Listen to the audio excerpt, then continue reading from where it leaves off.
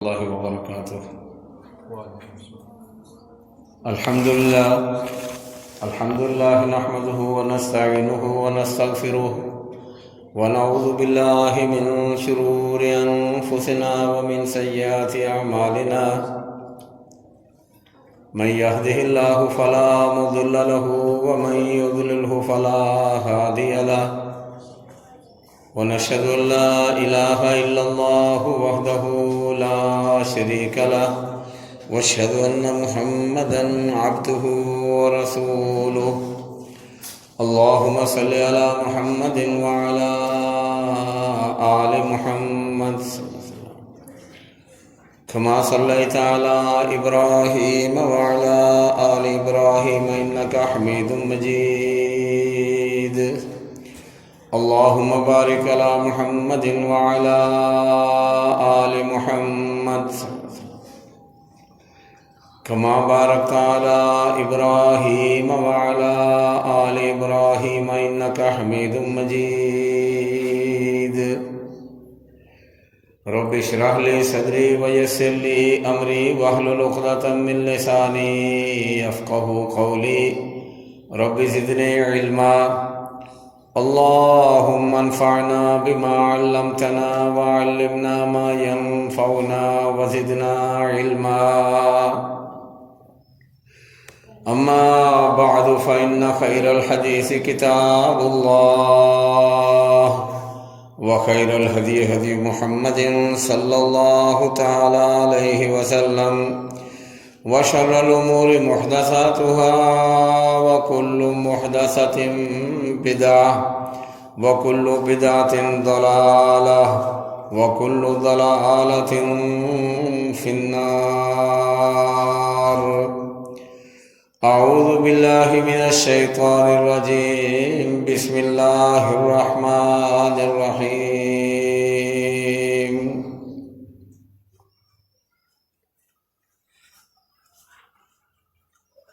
قال فإن اتبعتني فلا تسألني عن شيء حتى أحدث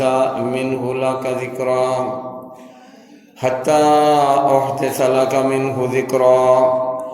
فانطلقا حتى إذا ركبا في السفينة خرقها قال خرقتها لتغرق أهلها لقد جئت شيئا إمرا. صدق اللہ مولانا العظیم وصدق رسولہ النبی الکریم. نحن علی ذلک من الشاہدین والشاکرین والحمد للہ رب العالمین.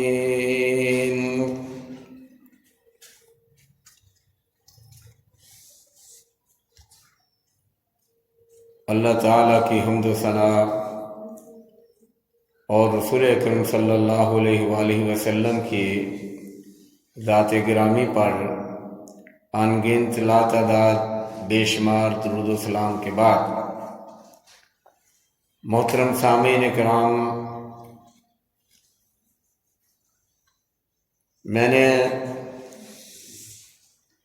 اس سے پہلے والے خطبہ جمعہ میں خضر اور موسیٰ علیہ السلام کا ذکر قرآن پاک سے بیان کیا تھا، اور مختلف قسم کے مسائل اور استدلال کر کے آپ کے گوش گزار کیے تھے. آج کا خطبہ بھی اسی سلسلے کی ایک کڑی ہے. ہم بیان کرتے ہوئے یہاں تک پہنچ چکے تھے کہ موسیٰ علیہ السلام کی خضر علیہ السلام سے ملاقات ہو گئی. اب مضمون اس سے آگے بیان کیا جائے گا کہ موسیٰ علیہ السلام جب ملے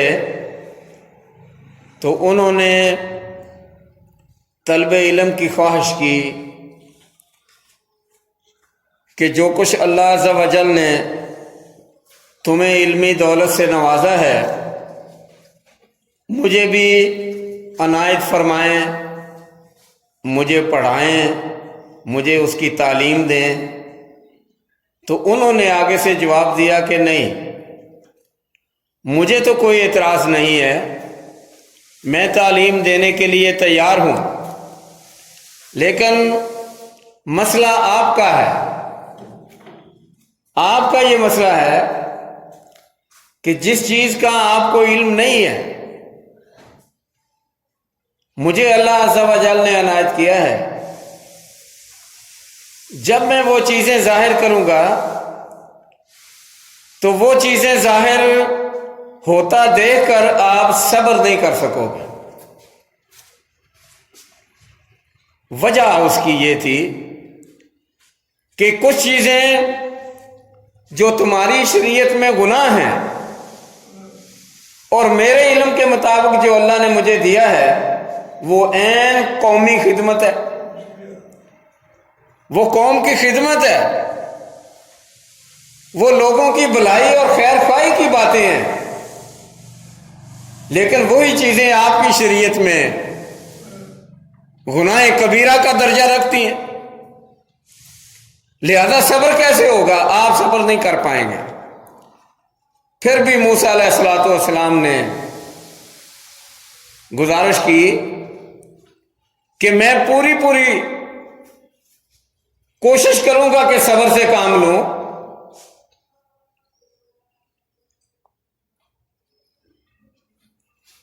اور صبر کا دامن ہاتھ سے نہ چھوڑوں۔ خضر علیہ الصلوۃ والسلام کہنے لگے، موسیٰ یہ بات یاد رکھ کہ جو علم اللہ عز و جل نے مجھے دیا ہے تجھے اس سے اللہ عز و جل نے محروم رکھا ہے، اور جو تیرے پاس علم ہے وہ اللہ عز و جل نے مجھے نہیں دیا، لہذا چل پڑے۔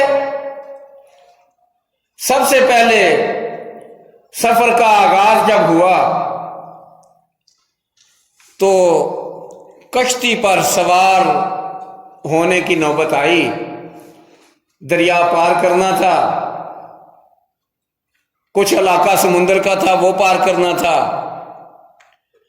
لہذا ساحل سمندر سے کشتی پہ بیٹھنے لگے تو کشتی والوں نے خضر علیہ الصلوۃ والسلام کو پہچان لیا۔ موسیٰ علیہ الصلوۃ والسلام تو مصر سے گئے تھے، دور سے گئے تھے، اجنبی تھے، مسافر تھے، غیر علاقے سے گئے ہوئے تھے، لیکن خضر علیہ الصلوۃ والسلام کا وہ اپنا علاقہ تھا، ان کا اپنا ملک تھا۔ ان لوگوں نے پہچان لیا، پہچان کے انہوں نے عزت کی، احترام کی، عزت و احترام سے پیش آئے۔ کیسے پتہ چلا کہ عزت و احترام سے پیش آئے؟ رسول اللہ صلی اللہ علیہ وآلہ وسلم نے ارشاد فرمایا، بخاری شریف میں یہ واقعہ موجود ہے، سورۃ کہف کی تفسیر میں رسول اکرم نے فرمایا، فَحَمَلُوهُمْ بغیر نول، کہ انہوں نے بغیر کرائے کے انہوں نے بٹھا لیا، کشتی کا کرایہ نہ لیا، اور یہ سب سے بڑا ادب اور احترام تھا، عزت تھی، اکرام تھا، بہت اپریشیٹ کیا انہوں نے کہ حضرت تشریف لائیں، کرائے کی ضرورت نہیں ہے، بڑی عزت دی، وی آئی پی انہوں نے سیٹیں دی، اچھی جگہ پہ بٹھایا، لیکن جب کشتی چل پڑی، دریا میں گئی، سمندر کے گہرے علاقے میں گئی، تو اچانک کیا کیا انہوں نے؟ کلاڑا پکڑا۔ ایک حدیث کے الفاظ یہ ہیں، کلاڑا نہیں، تیشا پکڑا، تیسا جو ہوتا ہے، تیسا بھی کہتے ہیں، تیشا بھی کہتے ہیں، لکڑی کو کاٹنے کے کام آتا ہے، ترخان لوگ استعمال کرتے ہیں، کلاڑا یا تیشا، دونوں میں سے کوئی ایک چیز پکڑی۔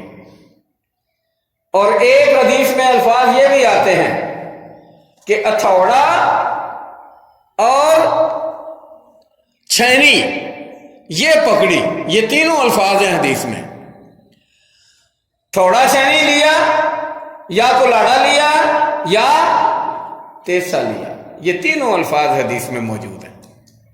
بہرحال کوئی ایسا آلہ ضرور لیا، ایسا ہتھیار ضرور لیا جس سے کشتی کا ایک پھٹا اکھاڑ دیا جائے، کشتی کا پھٹا اکھاڑ دیا، کشتی کو داغدار کر دیا، کشتی کو نکارہ بنا دیا، کشتی کا نقصان کر دیا، کشتی کو توڑ دیا۔ موسیٰ علیہ السلام کو بڑا غصہ چڑھا، یہ جوشیلے پیغمبر تھے اللہ تعالیٰ کے، جلالی طبیعت تھی، کہنے لگے کہ ان لوگوں کو آپ نے کیا سزا دی ہے جنہوں نے ہمیں بغیر کرائے کے بٹھا لیا ہے، عزت احترام کیا ہے ہمارا، اور آپ نے ان کا نقصان کر دیا، کشتی توڑ دی ہے۔ ساتھ ساتھ ہی میں بتاتا جاتا ہوں، یہ اسلوب تکلم ہے ایک، کہ ساتھ ساتھ اگر کلیئر ہوتا جائے تو پھر واقعہ ذہن نشین رہتا ہے، یاد ہو جاتا ہے، اور اگر دور جا کے پھر اس کی تشریح کی جائے تو اس میں ذرا دقت ہوتی ہے، اس میں بعض اوقات معاملہ سمجھ میں نہیں آتا۔ اب ساتھ ہی بتا دیتے ہیں کہ موسیٰ علیہ السلام تو غصے ہو گئے، قال اخرقتها لتغرق اهلها، اچھا صلہ دیا ہے آپ نے ان لوگوں کو جنہوں نے ہماری عزت کی، احترام کی، آپ بغیر کرائے کہ ہمیں بٹھا لیا، آپ نے ان کی کشتی توڑ دی ہے، اور توڑ دی ہے کشتی، مجھے تو ایسے لگتا ہے لتغرق اهلها، تو نے اسی لیے کشتی توڑی ہے تاکہ پانی اندر داخل ہو جائے اور سارے کے سارے ہم غرق ہو کے مر جائیں ادھر۔ بابا کیوں مارن لگے سن؟ کشتی پنچھڑی پڑ گئی۔ وہ آگے سے گویا ہوئے کہ آپ کو یہ ناگوار گزرا ہے۔ موسیٰ علیہ السلام نے صاف کہا لَقَدْ جِئْتَ شَيْئًا إِمْرًا، یہ ایسا معاملہ ہے جس کو نظر انداز نہیں کیا جا سکتا، یہ تو نے لوگوں کے ساتھ زیادتی کی ہے اور سری زیادتی کی ہے۔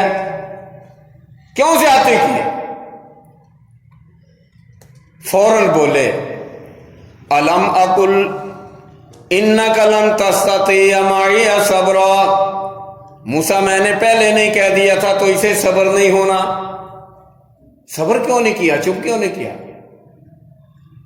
یہ انداز نہیں ہے علم حاصل کرنے کا کہ استاد کی نافرمانی کی جائے، نہیں، استاد کی فرما برداری کو مد نظر رکھا جائے کہ استاد جو کر رہا ہے ٹھیک کر رہا ہے۔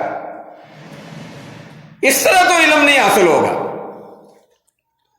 فوراً اپنی غلطی کا احساس ہوا، فرمانے لگے لا تؤاخذنی بما نسیت ولا ترہقنی من امری عسرا، بس ایک بار جانے دیں، جو ہو گیا سو ہو گیا، میں بھول گیا ہوں، بھول چوک معاف کر دیں،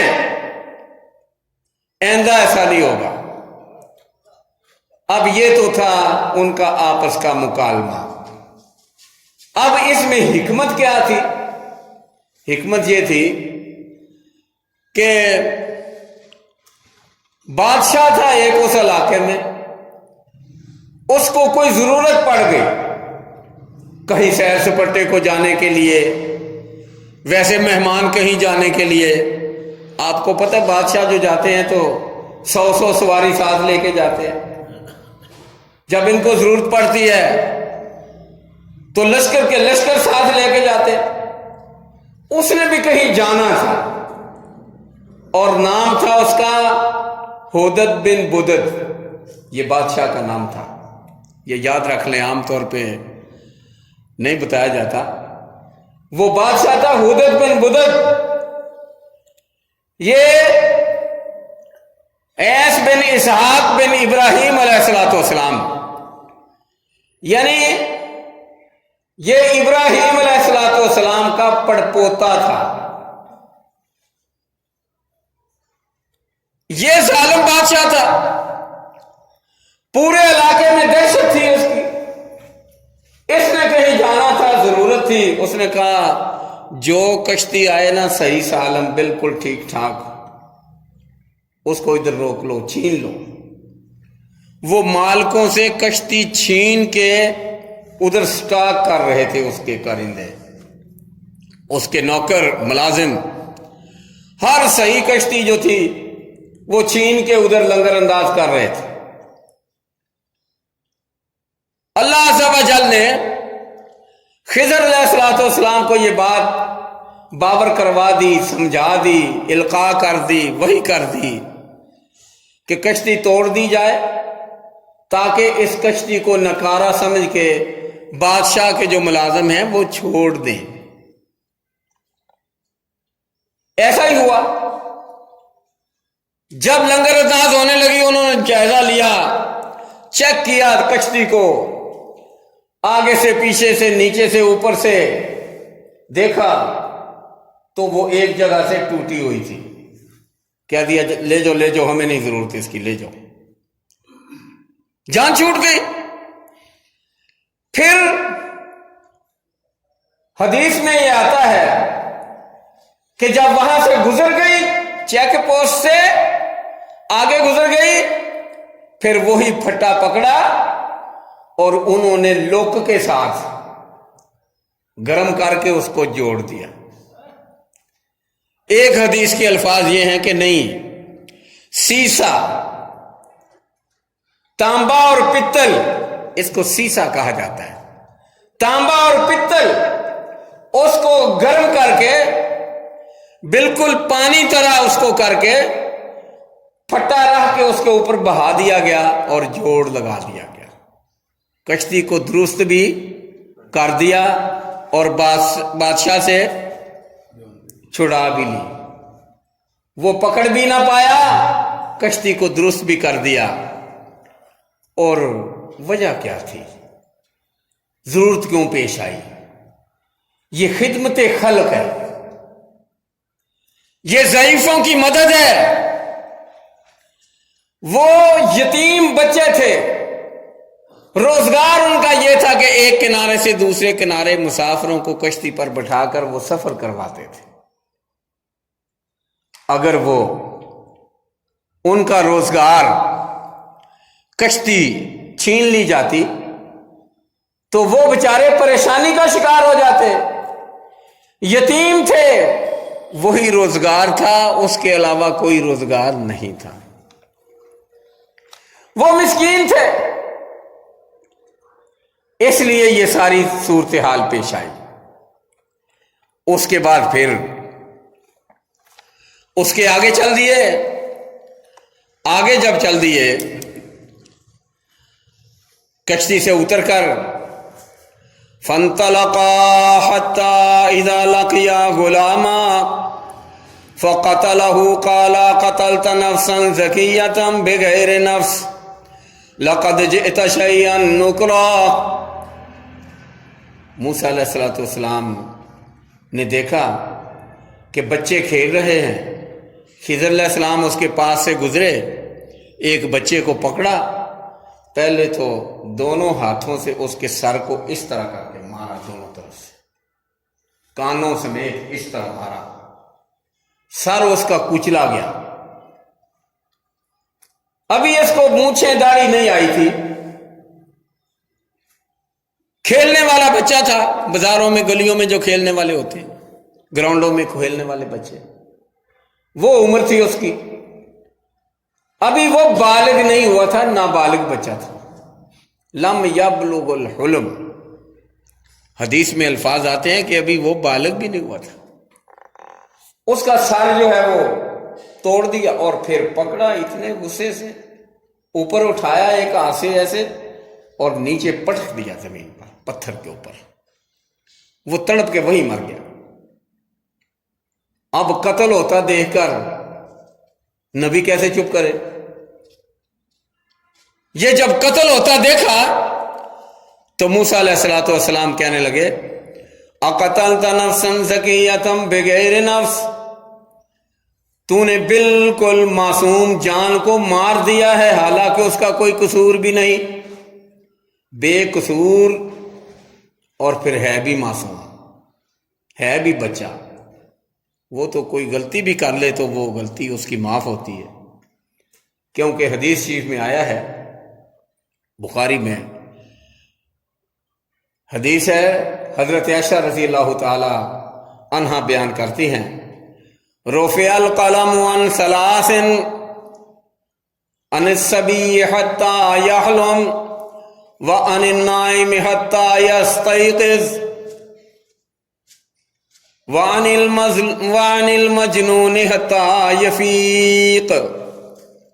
یہ حدیث شریف بخاری میں ہے، ام المومنین حضرت عائشہ رضی اللہ تعالی عنہا بیان کرتی ہیں، رسول اللہ نے فرمایا 3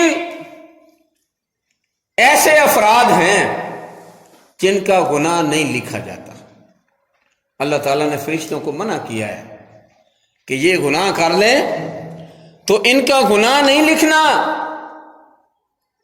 ان کے ذمہ کوئی گناہ نہیں۔ کون کون؟ فرمایا سونے والا جب تک وہ جاگ نہ جائے۔ اب نماز نہ پڑھنا گناہ ہے، ایک بندہ سویا ہوا ہے، جاگ ہی نہیں آئی، نہ کسی نے جگایا، نہ خود جاگ آئی، تو نماز کا ٹائم گزر گیا پورے کا پورا، زور سے پہلے سویا ہوا، عصر کی اذان ہو گئی، پورا وقت گزر گیا۔ اب اگر کوئی جانتا بوجھتا جاگتا ہوا نہ پڑے تو وہ تو گناہ گار ہے۔ اب اگر کوئی سویا ہوا ہے، اس کو جاگ ہی نہیں آئی، تو پھر وہ گناہ گار نہیں ہے۔ سویا ہوا کوئی گناہ کر لے جب تک وہ جاگ نہ جائے وہ گناہ گار نہیں ہے۔ دوسرا بندہ کون ہے؟ فرمایا عن المجنون حتی یفیق، کوئی بندہ اس کو دورہ پڑا ہے یا اس کا دماغ چل گیا ہے، وہ بیوقوف ہو گیا ہے، پاگل ہو گیا ہے، دیوانہ ہو گیا ہے، اس کی عقل کام نہیں کر رہی، اس کو کوئی ہوش نہیں، بے ہوش ہو گیا ہے، جب تک اس کو ہوش نہ آ جائے اس وقت تک وہ بھی کوئی گناہ کر بیٹھتا ہے تو اس کے ذمہ کوئی گناہ نہیں، اللہ فرماتے ہیں نہیں لکھنا۔ تیسرا بندہ کون ہے؟ وَعَنِ الصَّبِيِّ حَتَّى يَحْلُمْ، بچہ جب تک وہ بالغ نہ ہو جائے، جب تک اس کو نفع اور نقصان کا پتہ نہ چل جائے، جب تک وہ عقل مند نہ ہو جائے۔ اصل میں ان تینوں میں مشترک جو چیز ہے وہ کیا ہے؟ وہ یہ ہے عقل، سوچ، سمجھ، شعور، یہ مشترک ہے تینوں میں۔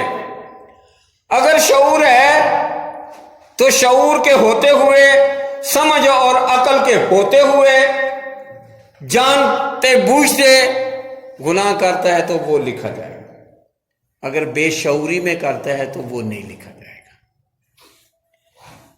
سویا ہوا ہے اس کو بھی شعور ہے کوئی نہیں، پاگل ہو گیا، کوئی مجنون ہو گیا، دیوانہ ہو گیا، اس کو بھی کوئی نہیں، بچہ جو ہے اس کو بھی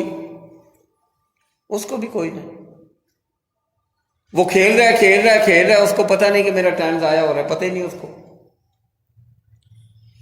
اسی طرح کھیلتا کھیلتا بچہ پانی میں جا رہا ہے، اس کو پتہ نہیں کہ میں ڈوب کے مر جاؤں گا، اس کو پتہ نہیں ہے، لیکن وہ آگے جا رہا ہے کیونکہ اس کو شعور کوئی نہیں۔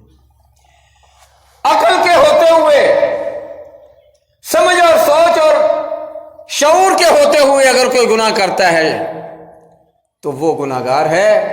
اگر کوئی بیوقوفی میں کرتا ہے، پاگل پن میں کرتا ہے، لاشعوری میں کرتا ہے، بچپن میں کرتا ہے، اس کے ذمہ کوئی گناہ نہیں ہے۔ تو یہی نقطہ اٹھایا موسیٰ علیہ السلام نے کہ خضر یہ کیا کیا ہے؟ تو نے ایک ایسا بچہ مارا ہے جو معصوم تھا، جس کے ذمہ کوئی گناہ نہیں تھا۔ اگر اس نے کوئی گناہ کیا ہوتا، کوئی بندہ مارا ہوتا تو اس کے بدلے میں مار دیتا، کوئی بات نہیں تھی۔ اقتلت نفسا زکیۃ بغیر نفس، ایسے بندے کو مارا ہے جس نے کوئی بندہ نہیں مارا ہوا، جس نے قتل نہیں کیا ہوا، اس کو قتل کر دیا، اور پھر وہ معصوم ہے۔ یہ تو بالکل بات ماننے کے قابل نہیں ہے۔ جو بھی توجیہ پیش کرو یہ عقل سے باہر ہے کہ ایک بندے کو مار دیا۔ انہوں نے پھر آگے سے وہی وعدہ جو کیا ہوا تھا دہرایا۔ قال الم اقل لك انك لن تستطيع معي صبرا، کہ کہا نہیں تھا تم صبر نہیں کر پاؤ گے۔ قال ان سألتك عن شيء بعدها فلا تصاحبني قد بلغت من لدني عذرا۔ اچھا استاد جی، اب اگر میں نے کوئی سوال کیا نا، صبر کا دامن ہاتھ سے چھوڑ دیا نا، اگر اب میں بولا نا آپ کے کام میں، تو پھر میری چھٹی کرا دینا، پھر مجھے پڑھانا چھوڑ دینا، مجھے گھر بھیج دینا۔ یہ معنی ہے صاف صاف۔ فلا تصاحبنی، پھر مجھے اپنے ساتھ نہ رکھنا، چھٹی کرا دینا، گھر بھیج دینا۔ کیوں؟ میں اپنی بات پہ قائم رہتا ہی نہیں ہوں، میں صبر کر سکتا ہی نہیں۔ علم حاصل کرنے کے لیے جہاں اور چیزیں ضروری ہیں وہاں صبر کا ہونا بھی ضروری ہے، استاذ کی بات ماننا بھی ضروری ہے، صبر کرنا بھی ضروری ہے، لیکن یہ دونوں چیزیں نہیں ہو رہی، تو لہذا میری چھٹی کرا دینا۔ اب میں اگر سوال کوئی کیا تو پھر اس کو مارا کیوں تھا؟ میں یہاں ساتھ ساتھ کلیئر کرتا چلا جاؤں، اس کو مارا کیوں تھا؟ قرآن پاک نے اس کی وجہ یہ بیان کی کہ بچہ وہ کافر تھا، جیسا کہ حدیث میں بھی آتا ہے۔ بچے کی فطرت جو تھی وہ کافرانہ تھی، اور اس کے والدین جو تھے وہ مومن تھے۔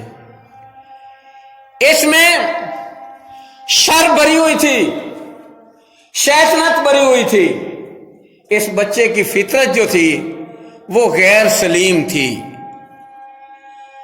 بچہ کافر اور ظالم بچہ تھا، والدین بوڑھے تھے، والدین کے لیے مصیبت کا باعث بنتا، کسی کو قتل کر دیتا، اس کے بدلے میں ان کے والدین کو قتل کر دیا جاتا۔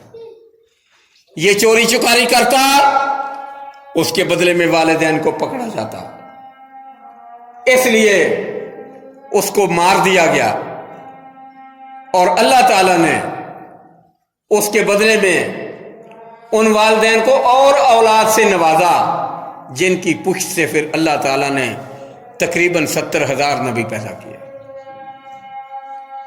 یہ تھا علم جو خضر علیہ السلام کو اللہ نے دیا، اور موسیٰ علیہ السلام کو جس سے محروم رکھا گیا۔ اور پھر اس کے بعد آگے چلے، فَانْطَلَقَا حَتَّى إِذَا أَتَيَا أَهْلَ قَرْيَةٍ اسْتَطْعَمَا أَهْلَهَا فَأَبَوْا أَنْ يُضَيِّفُوهُمَا فَوَجَدَا فِيهَا جِدَارًا يُرِيدُ أَنْ يَنقَضَّ فَأَقَامَهُ قَالَ لَوْ شِئْتَ لَاتَّخَذْتَ عَلَيْهِ أَجْرًا قَالَ هَذَا فِرَاقُ بَيْنِي وَبَيْنَكَ سَأُنَبِّئُكَ بِتَأْوِيلِ مَا لَمْ تَسْتَطِعْ عَلَيْهِ صَبْرًا۔ آگے گئے، چلتے چلتے ایک گاؤں آیا۔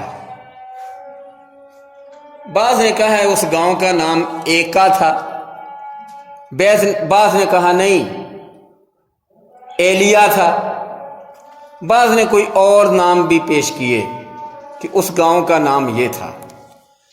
بہرحال حدیث میں یہ بھی لفظ آتے ہیں کہ بڑے کمینے تھے اس گاؤں والے لوگ۔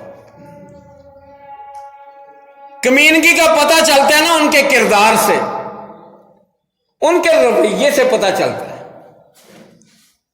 چلتے چلتے چلتے وہ مچھلی جو تھی وہ تو زندہ ہو کے کہاں چلی گئی؟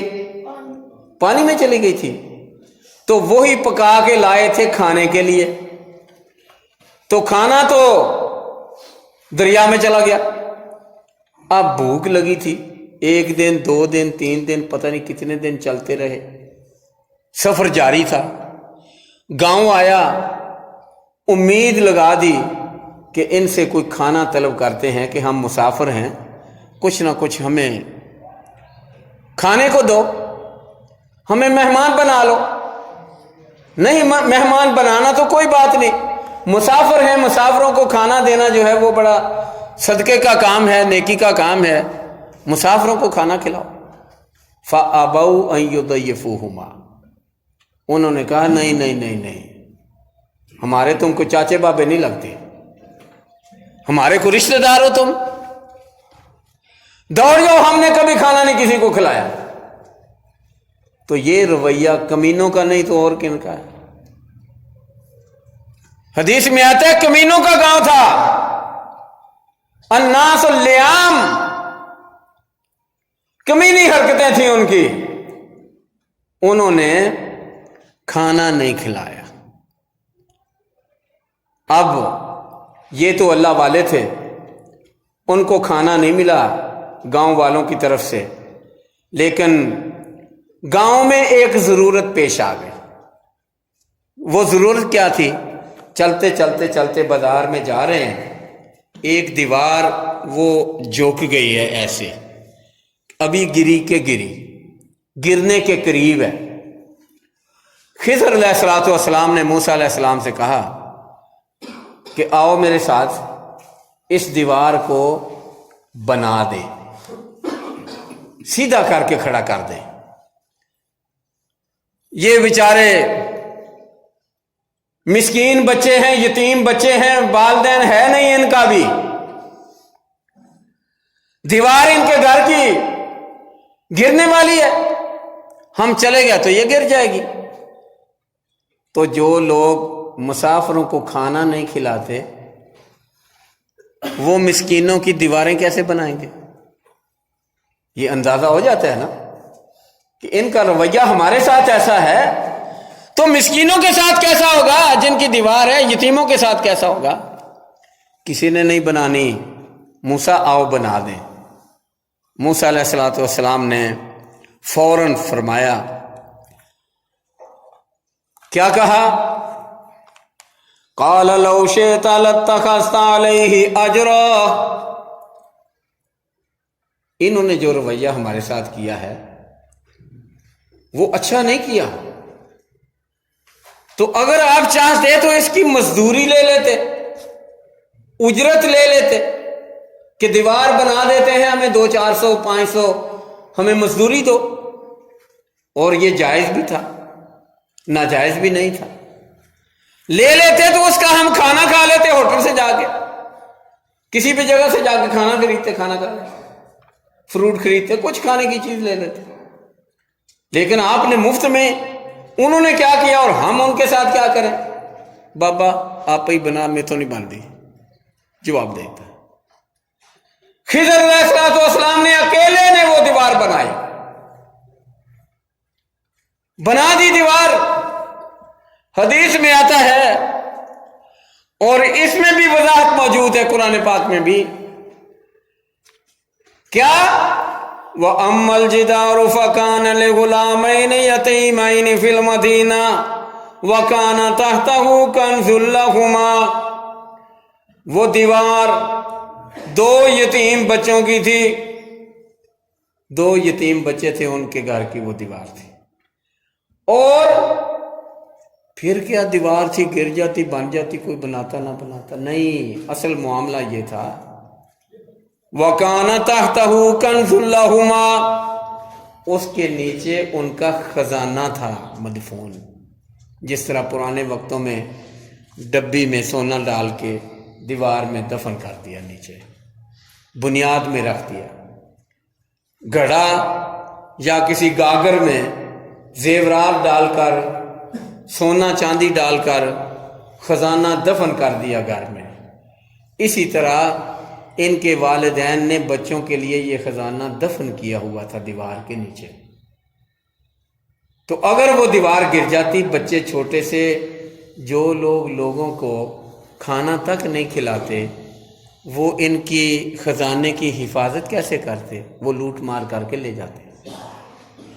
اس لیے وہ بچانے کے لیے اللہ تعالیٰ نے یہ علم خضر علیہ السلام کو دے دیا کہ معاملہ یہ ہے، آپ اس کو اس طرح کر کے سمیٹیں، دیوار جو تھی وہ درست کر دی۔ اور کس لیے درست کی؟ فَأَرَادَ رَبُّكَ أَن يَبْلُغَا أَشُدَّهُمَا وَيَسْتَخْرِجَا كَنْزًا لَهُمَا رَحْمَةً مِّن رَّبِّكَ وَمَا فَعَلْتُهُ عَنْ أَمْرِي ذَلِكَ تَأْوِيلُ مَا لَمْ تَسْتَطِعْ عَلَيْهِ صَبْرًا۔ موسیٰ، یہ کام میں نے اپنے پاس سے نہیں کیا،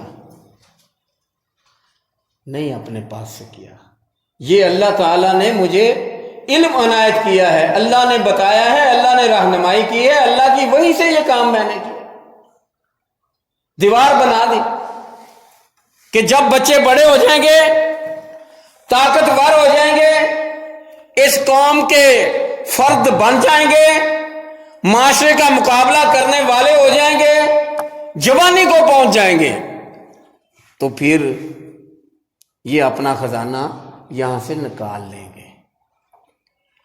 اور یہ اللہ تعالیٰ کی خاص رحمت ہے ان پر کہ اللہ تعالیٰ نے ان کے لیے خزانہ محفوظ کر دیا ہے۔ اور یہ وہ چیزیں ہیں جن پر موسیٰ تو نے صبر نہیں کیا، تو میں نے تجھے بتا دی۔ یہ اللہ تعالیٰ نے مجھے علم دیا ہوا ہے جو کتابی علم نہیں ہے، جو علم خفی ہے، پوشیدہ علم ہے، وہ اللہ جس کو چاہے نواز دیتا ہے، مجھے اللہ نے وہ نوازا ہوا ہے۔ اور اتنی دیر کو ایک چڑیا آئی، اس چڑیا نے سمندر سے ایک چونچ پانی کی بھری، پانی چونچ میں بھر کے اڑ گئی۔ موسیٰ علیہ السلام سے مخاطب ہو کے خضر علیہ السلام کہنے لگے، یہ ایک اچھے استاذ کی خصلت ہوتی ہے، ایک اچھے استاذ کی اچھی عادت ہوتی ہے، ایک ماہر استاذ کا یہ طریقہ کار ہوتا ہے کہ وہ اپنے شاگرد کو سمجھانے میں کوئی کوتاہی نہیں کرتا، اس کی تعلیم و تربیت میں کسی قسم کی کوئی کوتاہی نہیں برتتا۔ کوئی بھی موقع ہو، اس کو پتہ چلے کہ اس انداز سے یہ بچہ سمجھ جائے گا، یہ میرا شاگرد سمجھ جائے گا، تو اس کو فوراً وہ سمجھاتا ہے۔ یہ نہیں کہتا کہ چلو چلو ابھی آگے جانا ہے، ابھی ٹائم نہیں ہے، پھر صحیح نہیں، وہ موقع ہاتھ سے نہیں جانے دیتا کہ ابھی اس کو سمجھا دو۔ تو اسی لیے خضر علیہ السلام نے فوراً کہا، موسیٰ یہ چڑیا دیکھی؟ ہاں دیکھی۔ چڑیا نے کیا کیا ہے؟ چڑیا نے سمندر سے ایک چونچ پانی کی بھری ہے اور پھر اڑ گئی۔ فرمانے لگے، موسیٰ مجھے بتا سکتے ہو چڑیا نے جو چونچ بھری ہے پانی کی سمندر سے، تو سمندر کا کتنا پانی جو ہے وہ کم ہو گیا؟ کہنے لگے نہیں، یہ تو اندازہ نہیں ہو سکتا کہ اتنے پرسنٹ ختم ہوا ہے، پانی کم ہوا ہے، کوئی اندازہ نہیں، کوئی بھی نہیں لگا سکتا۔ خضر علیہ السلام نے کہا کہ موسیٰ ایک چونچ پانی چڑیا کے منہ میں گیا؟ ہاں گیا۔ کہاں؟ پھر کام تو ہوا ہے نا۔ یہ الگ بات ہے کہ ہمیں نہیں پتا چلتا کتنا کام ہوا ہے، لیکن کام ہوا ہے۔ اور یاد رکھ، میرا علم، تیرا علم اور دنیا جہان کے تمام عالموں کا علم، وہ عالم جن ہوں، وہ فرشتے ہوں، وہ انسان ہوں، وہ حیوان ہوں، حیوانوں کو بھی علم ہوتا ہے۔ یہ کبھی پھر آپ کو سنائیں گے کہ کیسے ہوتا ہے، ان کو بھی علم ہوتا ہے۔ اللہ تعالیٰ نے دیا ہوا ہے، اللہ تعالیٰ نے سکھایا ہوا ہے۔ قرآن پاک میں بڑی مثالیں ہیں اس کی، ایک دو دے ہی دیتا ہوں۔ یہ جو چیونٹی ہے، سب سے چھوٹی مخلوق، اس کو بھی اللہ نے علم دیا ہے۔ جب اتنی چھوٹی مخلوق کو دیا ہے تو بڑی مخلوق کو تو پھر اور زیادہ دیا ہوگا۔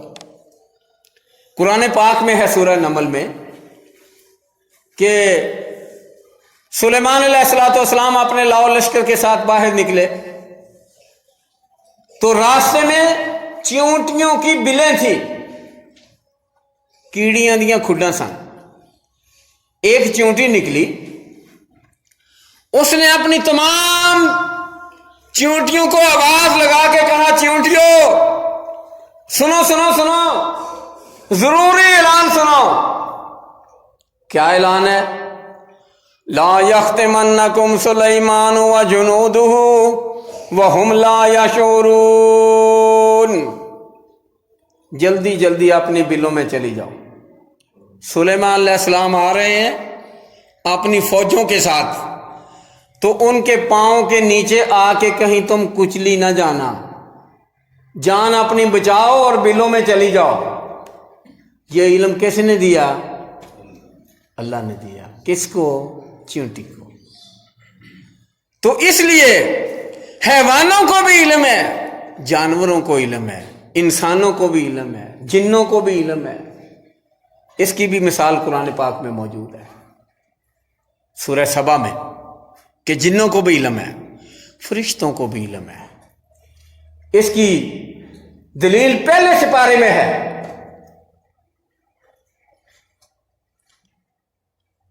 جب اللہ تعالیٰ نے آدم علیہ السلام کو سارے ناموں کی تفصیل بتا دی، ناموں کا علم دے دیا، فرشتوں سے کہا کہ بتاؤ ان چیزوں کا نام کیا ہے، تو فرشتوں نے آگے سے کیا جواب دیا؟ لا علم لنا الا ما علمتنا۔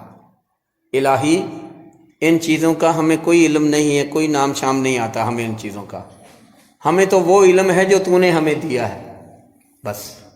اس کا مطلب ہے کہ فرشتوں کو بھی اللہ نے علم دیا ہے، جن کا انہوں نے اقرار کیا ہے کہ یا اللہ جو علم تو نے ہمیں دیا ہے اس کا ہمیں پتہ ہے، جو تو نے ہمیں نہیں بتایا اس کا ہمیں پتہ نہیں۔ تو خضر علیہ السلام نے مخاطب کر کے موسیٰ علیہ السلام سے کہا، موسیٰ جتنا علم میرا اور جتنا علم تیرا، جتنا علم فرشتوں کا، جتنا علم حیوانوں کا، جتنا علم تمام دنیا کے انسانوں کا، جتنا علم تمام جنوں کا، جتنا علم تمام علماء کا، وہ سارا علم جمع کر لیا جائے تو اللہ تعالیٰ کے مقابلے میں اتنا بھی نہیں بنتا جتنا وہ چڑیا پانی کی چونچ بھر کے سمندر سے لے گئی ہے۔ اللہ کے علم کے مقابلے میں اتنا بھی نہیں ہے۔ تمام کائنات کے علماء کا علم، میرا اور تیرا بھی علم، جنوں اور انسانوں کا بھی علم، فرشتوں کا بھی علم، سب کا جمع کر لیا جائے تو اتنا بھی نہیں ہے جتنا وہ چڑیا پانی کی چونچ بھر کے سمندر سے لے گئی ہے، اور سمندر سے کچھ کم نہیں ہو، اتنا علم بھی نہیں ہے۔ اور یہ میں نے اپنے پاس سے نہیں کیا کہ مجھے بڑا علم ہے جی، میں غیب دان ہوں، مجھے سب چھپی ہوئی چیزوں کا پتہ ہے۔ نہیں نہیں، مجھے بھی اتنا ہی پتہ ہے جتنا اللہ تعالیٰ نے مجھے سکھایا۔ یہ سارے قصے میں بغیر کسی تبصرے کے ایک بات کی طرف اشارہ ضرور کروں گا کہ لوگ آج کل عقیدہ رکھتے ہیں کہ ولی جانتے ہیں جی، سب کچھ جانتے ہیں، نبی بھی سب کچھ جانتے ہیں جی، عالم الغیب ہوتے ہیں، غیب کا علم دیا ہوا ہے جی سب کو۔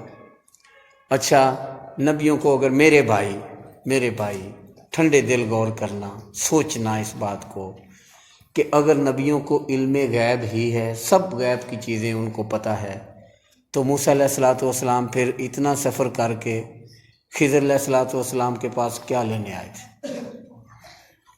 سوال ہے، جواب آپ نے دینا ہے، جواب آپ نے دینا ہے۔ میرا صرف سوال ہے، اور واقعہ قرآن پاک میں، یہ بھی نہیں کہ دادی اماں کہتی تھی، نانی اماں کہتی تھی، میرے بابا جان سناتے تھے، میرے دادا جی سنایا کرتے تھے، دیو مالائی قصے نہیں ہیں، یہ اللہ تعالیٰ کا قرآن ہے، منزل من اللہ ہے، وحی الہی ہے، سچا قرآن، سچا کلام ہے، کلام الہی ہے، اللہ تعالیٰ کا فرمان ہے کہ موسیٰ علیہ الصلوۃ والسلام خضر علیہ السلام کے پاس علم لینے آئے۔ تو اگر عالم الغیب ہی ہوتے ہیں نبی، تو پھر کیا لینے آئے تھے؟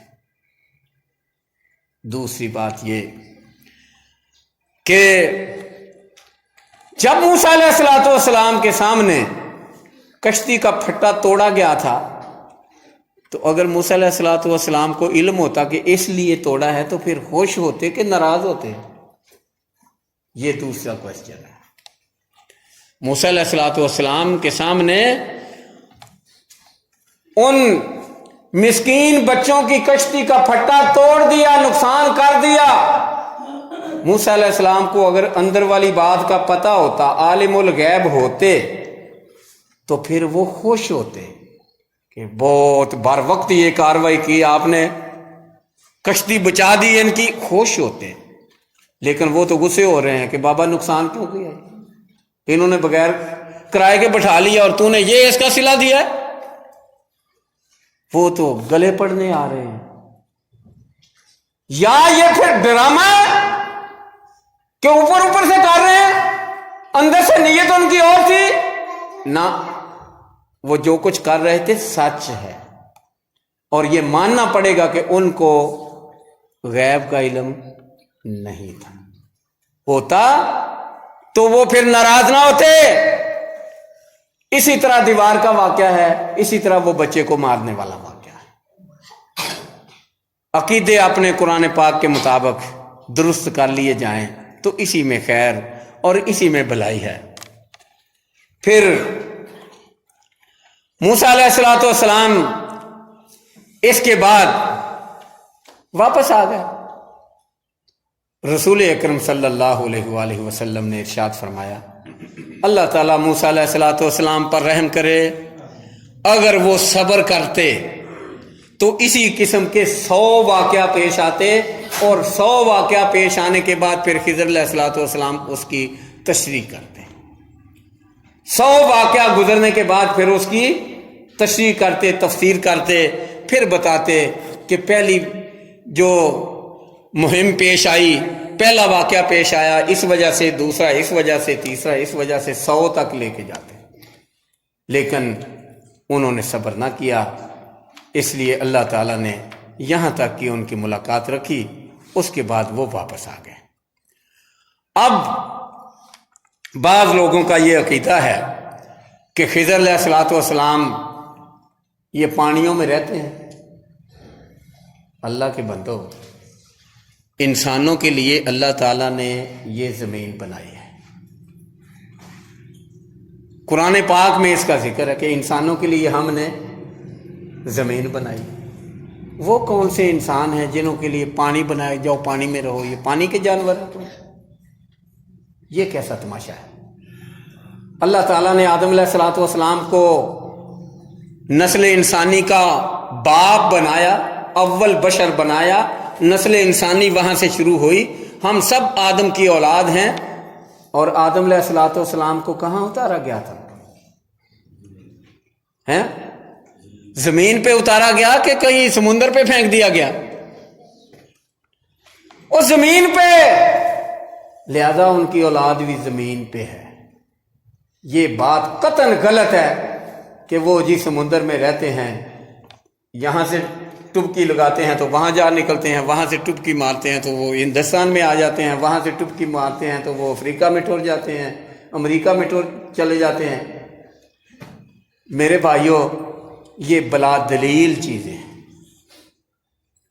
ایک عقیدہ یہ، دوسرا عقیدہ کیا ہے؟ غلط عقیدہ وہ یہ ہے کہ نہیں جی خضر تو اللہ اللہ اللہ حیات خضر، انہوں نے تو مرنا ہی نہیں، قیامت کے دن تک موجود ہیں، زندہ ہیں جی، آتے جاتے رہتے ہیں ولیوں کے پاس، زیارت ہوتی رہتی ہے ان کو۔ اللہ اکبر، یہ بھی غلط عقیدہ ہے۔ اللہ تعالیٰ نے فرمایا کل نفس ذائقۃ الموت، ہر متنفس چیز نے مرنا ہے۔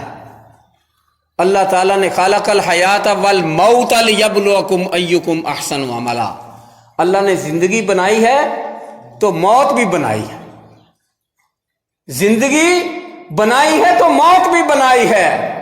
موت کس لیے بنائی ہے؟ زندگی کے لیے بنائی ہے، زندگی کو ختم کرنے کے لیے بنائی ہے۔ زندگی کے خاتمے کا نام موت ہے۔ اللہ تعالیٰ نے ہر متنفس کے لیے، ہر جاندار کے لیے، ہر سانس لینے والی چیز کے لیے اللہ نے موت رکھی۔ تو مرنا ہے اور مر گئے، آئندہ جو ہیں یہ مر جائیں گے، آنے والے جو ہیں وہ بھی مریں گے۔ تو یہ عقیدہ رکھنا کہ فلاں مرتا ہی نہیں ہے، یہ بھی قرآن و سنت کے خلاف عقیدہ ہے۔ تو یہاں تک ان کی ملاقات رہی، اور پھر موسیٰ علیہ الصلوۃ والسلام واپس اپنے علاقے میں، اپنے ملک میں مصر تشریف لے آئے۔ تو یہ تھے دروس اور عبر اور درس اور سبق جو اس واقعہ سے ہمیں ملتے ہیں۔ اللہ تعالیٰ سن کر سمجھنے کی، عمل کرنے کی توفیق عطا فرمائے۔ وآخر دعوانا الحمدللہ۔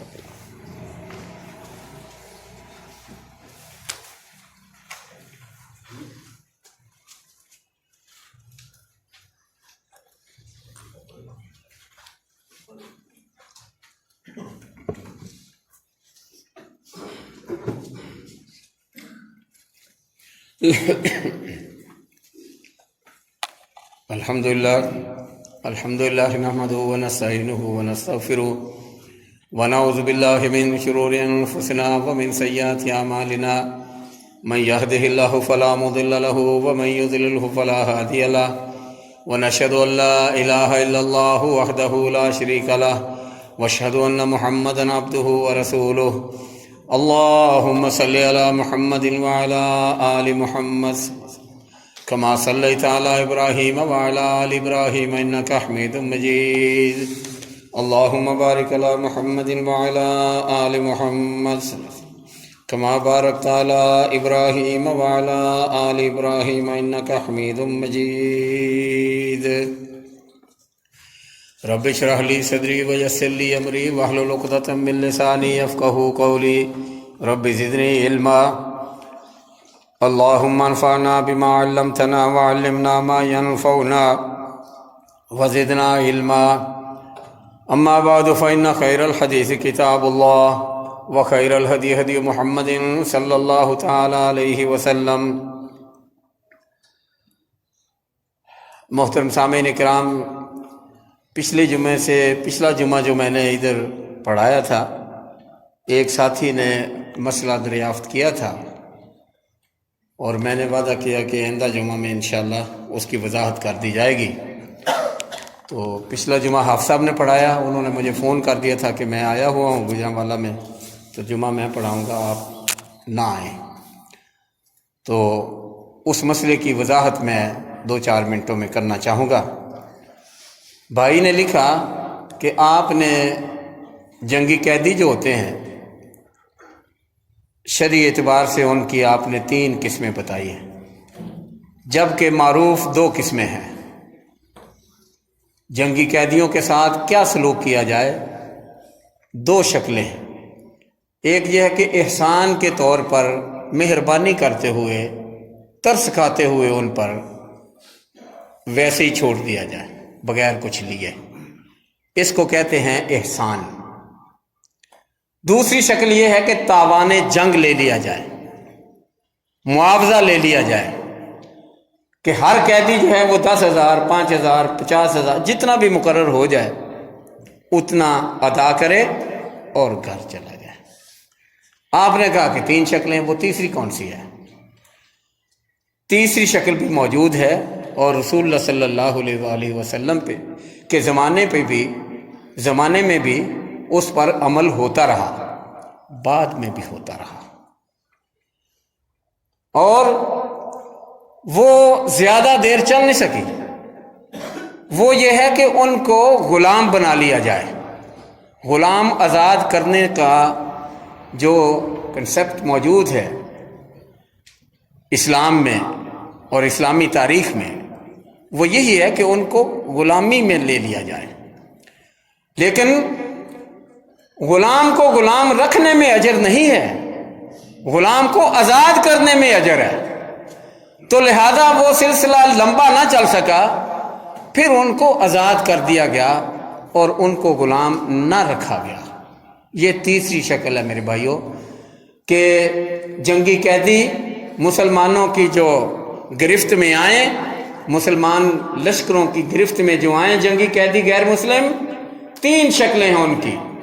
پہلی شکل احسان کے طور پر چھوڑ دیا جائے، دوسری شکل تاوان جنگ لے کر ان کو چھوڑا جائے، مفت میں نہ چھوڑا جائے، اور یہ رسول اللہ صلی اللہ علیہ وسلم کے دور میں دونوں شکلوں پہ عمل ہوا۔ تیسری شکل یہ ہے کہ ان کو غلامی میں رکھا جائے۔ غلام رکھنا بنانا جنگی قیدیوں کو جائز ہے، یہ درست ہے، اور یہ ایسا ہوتا رہا ہے، لیکن یہ زیادہ پمپ نہ سکا، کیونکہ اسلامی تعلیم کا جب خلاصہ دیکھا جائے تو غلاموں کو غلام رکھنے میں اجر بالکل نہیں ہے، غلاموں کو آزاد کرنے میں اجر ہے۔ لہذا اجر حاصل کرنے کے لیے انہیں بھی بعد میں چھوڑ دیا جائے، لیکن کچھ نہ کچھ عرصہ وہ غلامی میں، قید میں رہے۔ اس کی مثال رسول اللہ صلی اللہ علیہ وسلم کے زمانے میں بھی ہے کہ تاوان لے کر چھوڑ دیا گیا۔ کچھ لوگ بچ گئے جن کے پاس پیسے نہیں تھے اپنے آپ کو چھڑانے کے لیے، نہ ان کے گھر والوں کے پاس تھے، نہ کسی نے ان کی طرف سے پیسے پے کیے کہ اچھا جی یہ لے لو تاوان جنگ اور ان کو چھوڑ دو، کچھ بھی نہیں تھا۔ اب یہ اس تیسری شکل میں موجود ہے، ان کو نہیں چھوڑا گیا، ان کو رکھا گیا۔ یہ تیسری شکل ہے، رکھا گیا اور کہا گیا کہ ہمارے بچوں کو 10 بچوں کو لکھنا پڑھنا سکھا دو اور پھر آپ کو آزاد کر دیا جائے گا۔ اتنی دیر تک وہ قیدی کی زندگی میں رہے، غلامی کی زندگی میں رہے، اور جتنی دیر تک معاوضہ تعلیم کی شکل میں لے نہ لیا ان کو نہیں چھوڑا گیا۔ یہ ایک تیسری قسم ہے۔ اللہ تعالیٰ سمجھنے کی توفیق عطا فرمائے۔ وآخر دعوانا الحمدللہ رب العالمین۔